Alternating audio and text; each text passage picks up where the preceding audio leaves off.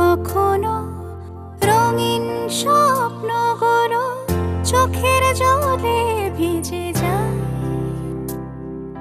মমতা ভরা মায়ার বাঁধন ঝোড়ো হাওয়ার টানে ছিঁড়ে যেতে চায়। হায় হায় হায়, চেনা চেনা মানুষেরা অচেনা মুখোশেটে সেজে থাকে যেন জলে ভেজা রং, জলে ভেজা রং,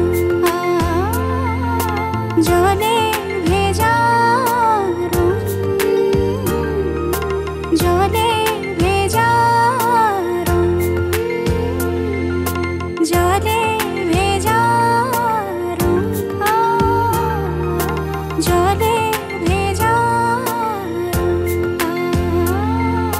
জলে ভেজা রং, জলে ভেজা রং। অবশ্যই তোমাকে পাঞ্জাবি পরতে হবে, কারণ শাড়ির সাথে পাঞ্জাবি না হলে তো হবেই না। খালাম্মা দেখলে আজই বিয়ে পড়িয়ে দিত। এই যে আমি আবার ইমোশনাল হয়ে গেছি। বৃষ্টি তো কাঁদতে ভুলে গেছে, বৃষ্টি কাঁদতে জানে না। তুমি তো হাসানের বাবা। ও আমার কেউ না, ও আমার স্ত্রীকে খুন করে এই পৃথিবীতে এসেছে। ওকে নিয়ে তুই যেখানে খুশি সেখানে চলে যা। আপনি বললেন না তো আপনি কোথা থেকে এসেছেন? পাগলের দেশ, পাবনা। দুলাভাই ফোন করবে তো তুমি সাজছো কেন? দুলাভাই তো আর তোমাকে দেখতে পাবে না। আরে মানুষে মরার সময় নাই, কেমনে মানুষ খুঁজে পায়। দুঃখের কথা কি কবরে ভাই, আজব এই শহরে।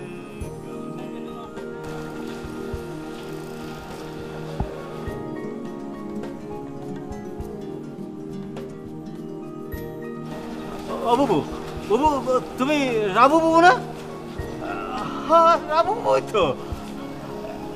ফয়জুদ্দিন, হায় আল্লাহ ফয়জু, তুমি এখানে কেন? আজব কাজ কারবার, সে তো মেলা কথা বাবু। এই মাহমুদ ভাই তো আসবার কইয়া দিল। ভাইয়া, হ্যাঁ আচ্ছা চলো, আমার ছেলেরা তো বাসে আছে, তুমি এখানে কেন? আমার সাথে চলো, চলো আসো আসো।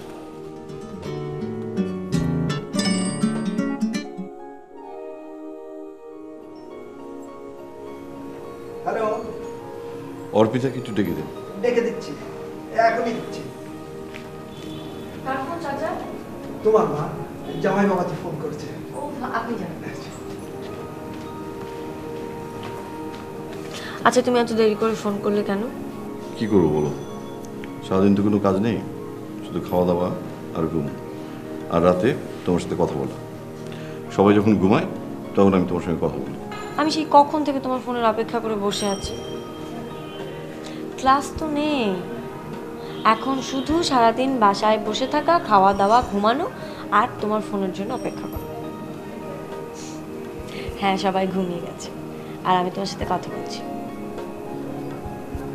আমার কিচ্ছু ভালো লাগছে না।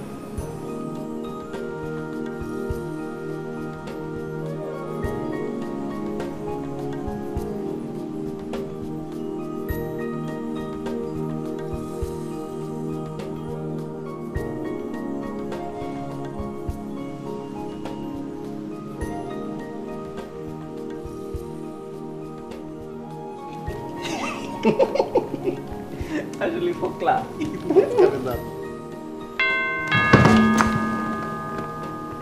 ভাই, দেখ তো কে এলো। রাত হয়ে গেল, মা তো এখনো ফিরলো না। দেখ যা। ভাইয়া তুমি কিন্তু ক্ষমতার অপব্যবহার করছো। কিছুই তো বোঝা গেল না। আমি কি প্রধানমন্ত্রী নাকি যে আমার অনেক ক্ষমতা সেটার অপব্যবহার করবো? তুই দেখ না কে এলো। সমস্যা কি, আমি তো আছি। যা।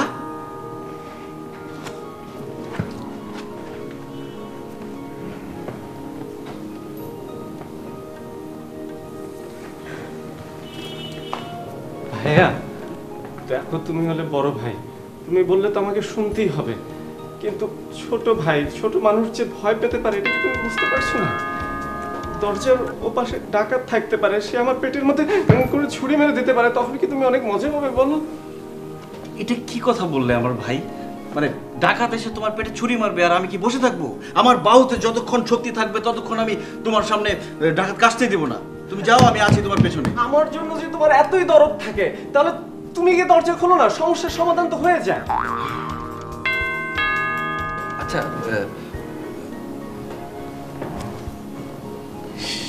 সেতারা আন্টিকে ডাকো না, উনি খুলুক। হ্যাঁ, তাহলেই তো হয়। এই সময় তো উনি কোরআন শরীফ পড়েন না?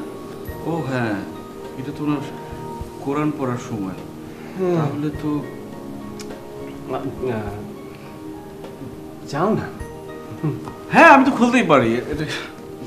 তুমি আগে থাকবে, আমি তোমার পেছনে থাকবো। চলো। কিন্তু দুই ভাই একসাথে খুললে সবচেয়ে ভালো হয়। আচ্ছা, তুমি দরজার নব ঘুরিও, আমি টান দেবো। চলো।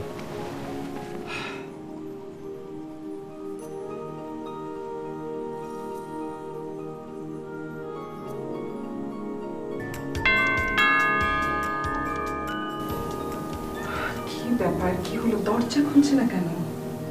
আজব কাজ কারবার। তুই ভাই কি ঘুমিয়ে পড়লো নাকি? আজব কাজ কারবার। আজব কাজ কারবার। মা, তুমি এতক্ষণ বেল বাজাচ্ছিলে? আর এগুলো কি? এগুলো আশ্চর্য, তোমরা একটু বড় হও, এখন তো বাচ্চাই রয়ে গেছো। মায়ের আঁচল থেকে বের হও, দুনিয়াটা একটু খোঁজ নাও। এই সরল মানুষটাকে বাইরে দাঁড় করিয়ে রেখে দিয়েছো। আম্মু, বাবা, উনি কে? আমি ভেতরে যাই, তারপরে বলছি উনি কে। কিন্তু আজব কাজ কারবার। বুবু, তোমার ছেলেরা মনে হচ্ছে কেমন যেন যুদ্ধ করতে যাচ্ছে। আচ্ছা, মা আমাদের ছোট বাচ্চা বললো কেন? আমাদের এই অস্ত্রগুলো কি একটু ছোট হয়ে গেছে? বড় একটা কিছু নিয়ে আসলে রামদা টাইপের, পুতা টাইপের কিছু একটা। I love you. I really love you. আমি আমার টেবিলের পাশে রাখা তোমার ছবি দেখতে দেখতে ঘুমিয়ে পড়ি। ঘুমিয়ে ঘুমিয়ে তোমাকে স্বপ্নে দেখি। স্বপ্নে কি দেখো? হ্যাঁ হ্যাঁ, পুষ্পি ছিল। আর বলো না, ও যে কি দুষ্টু হয়েছে না। আরে সারাক্ষণ জ্বালায়, ফোনে শান্তি মতো একটু কথাও বলতে পারে না। না না, ও কোনো প্রেম টেম করে না, এখন পর্যন্ত করে না। পরে কি হবে বলতে পারছি না। আর প্রেম করবে কিভাবে তুমি বলো? আমাদের ফ্যামিলির মেয়েরা তো বাইরেই যেতে পারে না। ইউনিভার্সিটি আর বাড়ি, বাড়ি আর ইউনিভার্সিটি, এই প্রেম করার সময়ই পায় না। পড়াশোনা নিয়ে ব্যস্ত থাকতে হয়তো। দাদা বলতেন। আচ্ছা শোনো, আজকে রাখি, হ্যাঁ? কাল আবার কথা। তুমি কিন্তু ভালো থেকো, হ্যাঁ? নিজের যত্ন নিও। ওকে, বাই।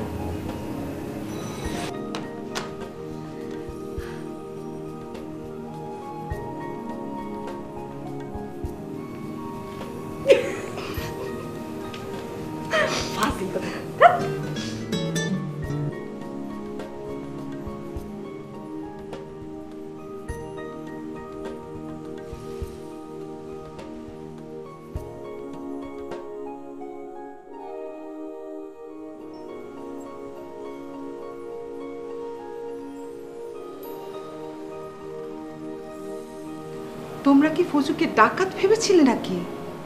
আজব কাজ কারবার। বুবু, ওরা দুই ভাই মিলে তো আমার ঘরে ঢুক পাড়ি দিতে চায় না। আমি এত করে করছি যে এই বাসাতেই আমি আইছি, ঠিকানা দেখালাম। কিটা শোনে কার কথা, ওরা তো ভয় পেয়ে গেছিল। আমি কিন্তু কোনো ভয় পাইনি। কিন্তু মা, তুমি তো বলেছো দারোয়ান ছুরিতে আছে, অপরিচিত কাউকে যাতে ঢুকতে না দিই। ফজু হচ্ছে আমার ভাই, তোমাদের চাচা ফৈজুদ্দিন। ফজু, তুমি যাও তো, হাত মুখটা ধুয়ে নাও।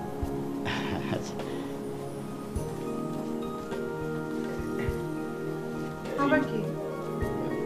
পানি পানি কনে পাবো? ওই তো সামনে বাথরুম আছে।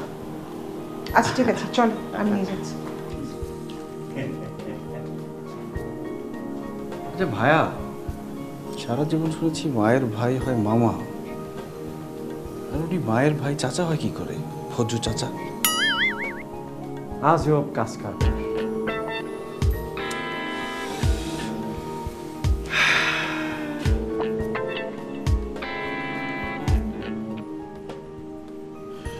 বাবা কি ব্যাপার, অসময়ে গল্পের বই পড়ছো? ছোট মেয়ের স্বভাব পেয়েছো না? হ্যাঁ, কি আর করবো বলো, রিটায়ার্ড পারসন, এখন এছাড়া তো কোনো উপায় নেই। কোথাও গিয়ে ঘুরে আসলেও তো পারো। যৌবনে বাঘ শিকার করতে গিয়ে তোমার শিকার হলাম, আর এখন এই বয়সে বাবা, কি মা, তোমাদের এর বিহিত করতেই হবে। দাদা বলতেন। থাক থাক, দাদা কি বলতেন পরে হবে, এখন তুমি কি বলতে চাও সেটা বলো। বাবা, তোমার মেয়েকে কি তুমি কিচ্ছু বলবে না? মেয়ে তো আমার সামনেই আছে। আরে আমি না তো, দাদা বলতেন বাবার বড় মেয়ে সবসময় ভালো হয়। আমি পুষ্পির কথা বলছি। আহা, কি হয়েছে সেটা আগে খুলে বলো। ও ইদানিং খুব বেড়েছে বাবা, বড়দের সাথে কিরকম আচরণ করতে হয় সেটাও জানে না। কই, আমাদের সাথে তো কোনোদিন খারাপ আচরণ করেনি। আর তাছাড়া বড় কে আর? হ্যাঁ, কেন আমি? আমাকে ও জ্বালিয়ে মারছে বাবা। ঠিক আছে, ডাকো। না না না, ওকে ডাকবো আমি?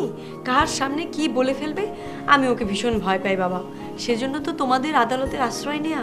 আচ্ছা ঠিক আছে মা, তোমাকে ডাকতে হবে না, আমি ডেকে আনছি। হ্যাঁ দাও দাও। এই বাবা, দেখিনি ষড়যন্ত্র হবে। ষড়যন্ত্র? কিসের ষড়যন্ত্র রে?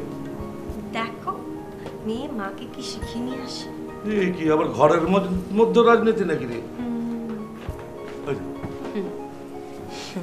দেখেছো, বলেছিলাম না, কূটনৈতিক ভাবে আপোষে মীমাংসার চেষ্টা। দাদা বলতেন, শোনো, যুদ্ধের চেয়ে আপোষ মীমাংসা অনেক ভালো, তাতে রক্তক্ষয় হয় না, বুঝেছো? যাক, এখন বলো আপোষ মীমাংসা কি? ওর জন্য শান্তিতে একটু কথাও বলতে পারি না ফোনে। একটু না বাবা, ঘন্টার পর ঘন্টা।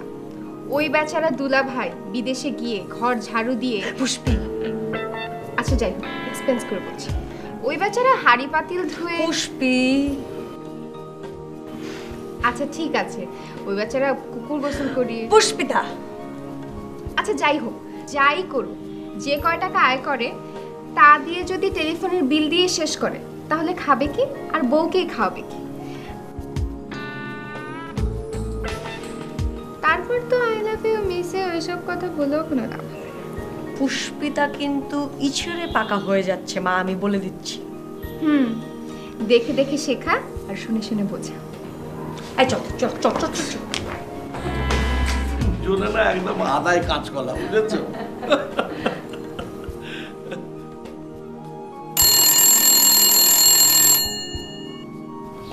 হ্যালো রাবেয়া, তোকে আমি বারবার বলছি যে বাসাটা তুই ছেড়ে দে, ছেড়ে দে।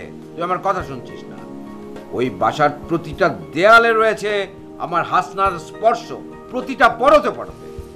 তুই আমার কথাই শুনছিস না, তা আমি কি করব? আমি কি আমেরিকা চলে যাব? না না ভাইয়া, তুমি বিদেশে যেও না। তোর বাড়িটা তুই ছেড়ে দে। আমি তো তোমাকে বলেছি যে একটু সময়ের দরকার। আমি তপুর বাবার সাথে কথা বলেছি, এমনও হতে পারে আমরা ওখানে ওর কাছে চলে যেতে পারি, কিংবা আলাদা একটা বাসা ভাড়া করে ওখানে থাকতে পারি। কিন্তু যেটাই করি না কেন, আমার তো একটু সময়ের দরকার। আর হাসান তোমার সন্তান, ওর দায়িত্ব তো এখন তোমাকে দিতে হবে। না, ওই সন্তানকে আমি স্বীকার করি না। ও আমার হাসনাকে খুন করে এই পৃথিবীতে এসেছে। ভাইয়া, একই কথা বারবার বলো না তো প্লিজ। তুমি যতই অস্বীকার করো না কেন, হাসান তোমার ছেলে। আমার যতটুকু করার ছিল আমি করেছি, এখন তো ওর দায়িত্ব তোমাকে নিতে হবে, তাই না? আমি কোনো দায়িত্ব নিতে পারবো না। তুমি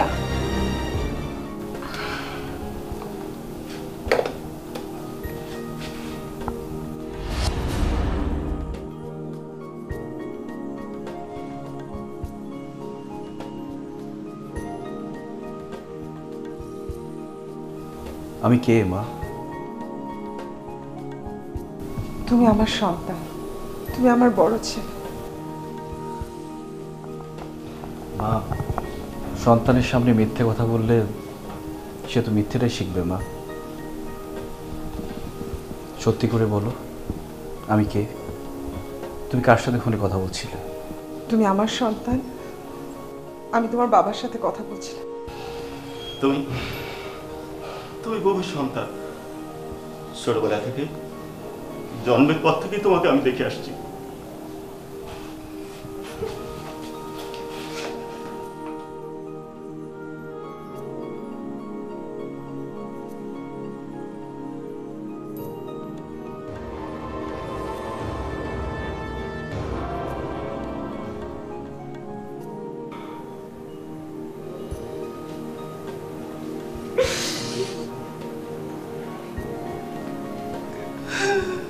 না না রাবেয়া, তুমি কাঁদবে না।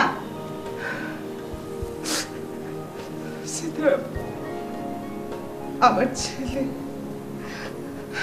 আমাকে আজকে জিজ্ঞেস করেছে, হাসানকে আর কত মিথ্যা কথা বলবো তুমি বলো? রাবেয়া, মিথ্যা যদি সত্যের চেয়ে মহৎ হয়, সে মিথ্যায় কোনো ক্ষতি নেই। হাসান আমাকে আজকে জিজ্ঞেস করেছে তার বাবা কে। আমি শুনেছি রাবেয়া, রাবেয়া বড় গাছটার উপর দিয়ে ঝড়টা বেশি যায়, সে ঝড়কে সে সহ্য করে। তুমি যদি এভাবে ভেঙে পড়ো, তোমার ছায়ায় যারা বেঁচে উঠছে, যারা বড় হচ্ছে, তারা কি করবে? তোমাকে তো এই ঝড় ঝাপটা সব সহ্য করতে হবে। তোমাকে তো এইভাবে ভেঙে পড়লে চলবে না। শক্ত হও রাবেয়া, তোমাকে সব মোকাবেলা করতে হবে। তুমি ঠিকই বলেছো সিতারা বউ, আমাকে আরো শক্ত হতে হবে। কিন্তু আমার হাসান যখন সব জানবে, আমার মুখোমুখি যখন আমাকে প্রশ্ন করবে, আমি কিভাবে বলবো আমি ওর মা নই? আচ্ছা, ও কি আমাকে ক্ষমা করবে? রাবেয়া, হাসান অনেক বুদ্ধিমান ছেলে, ওর বিবেচনা, বুদ্ধি সবকিছু অনেক বিশ্বাস। দেখো, ও সব কিছু শোনার পর ঠিকই তোমাকে শ্রদ্ধা করবে, আগের মতোই ভালোবাসবে। আমার ভেতরে কোনো পাপ নেই, কোনো লোভ নেই। সিতারাবু, তুমি তো অন্তত জানো একজন সত্যিকারের মা তার সন্তানের জন্য যা করে আমি ঠিক তাই করেছি। তুমি একটু যাও, হাসানের কাছে যাও, নিশ্চয় ছেলেটা আমার মন খারাপ করে বসে আছে। প্লিজ যাও। ঠিক আছে, তুমি শান্ত হও, আমি দেখছি।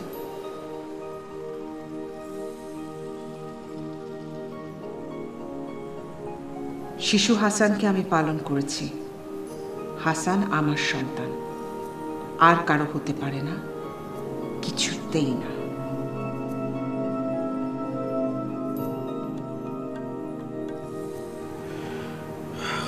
স্যার, আপনার চা স্যার। রেখে যাও। রহিমউদ্দিন, শোনো শোনো শোনো, আচ্ছা তুমি কত বছর বাড়িতে যাওনি বলো তো? মনে নেই স্যার। সেই যে ঘূর্ণিঝড়ে বউ ছেলে মেয়ে মারা গেল, তাদের মাটি দিয়ে আর বাড়ি যাওয়া হয়নি স্যার। তুমি দেশে যেতে ইচ্ছে করে না তোমার? যাবে? কি লাভ স্যার? না স্যার।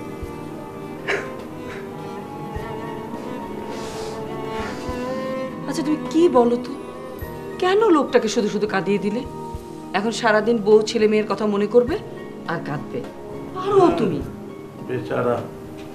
মা মা শোনো, আমি একটু বাইরে যাচ্ছি। কোথায় যাচ্ছ? এই তো সামনের মোড়ের দোকানে। আমি যাব আর আসবো। দেরি করো না কিন্তু। তাড়াতাড়ি আসবা।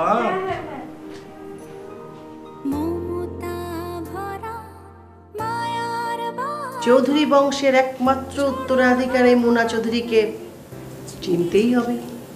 আমারে এত তাড়াতাড়ি ভুলে যাওয়াটা কি তোমার ঠিক হয়েছে? মুরাদ, তোমার সাথে তো আমার কোনো সম্পর্ক ছিল না। বাবাজি ফোন ধরে না। বলুন, পুষ্পিতা ফোন করেছে। আমাকে আসতে হলো তোমার সাথে দেখা করতে। এই মুনা চৌধুরীকে আসতে হলো তোমার সাথে দেখা করতে। যাকে যখন যার প্রয়োজন তাকে তো তার কাছে আসতেই হবে। বাবাজি, এই মহিলার কোনো কথা তুমি বিশ্বাস করবা না, একেবারে খুব বাজে কিসিমের মহিলা। জলে ভেজা রুম, জলে ভেজা রুম, জলে ভেজা রুম, জলে